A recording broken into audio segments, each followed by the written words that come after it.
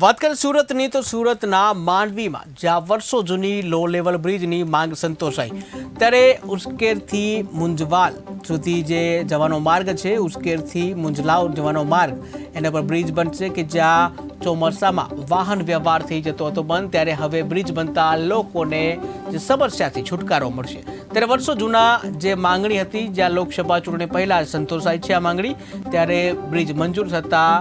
જે ખાસ મુહૂર્ત કરવામાં આવ્યું છે। તાલુકામાં પ્રધાનમંત્રી ગ્રામ સડક યોજનાના કામો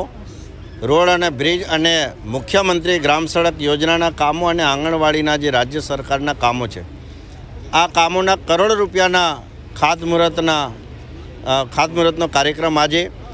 આ વિસ્તારના માન્ય ધારાસભ્યશ્રી અને રાજ્ય સરકારના માન્ય મંત્રી શ્રી કુંવરજીભાઈ હળપતિજીની અધ્યક્ષતામાં આજે અમે ખાતમુહૂર્ત કર્યું છે। આજે મને ઉલ્લેખ કરતા ખરેખર આનંદ થાય કે વર્ષોથી જે ઉસ્કેર મુંજલાવ અને બૌધાન રોડ પર જે મુંજલાવ ખાતે જે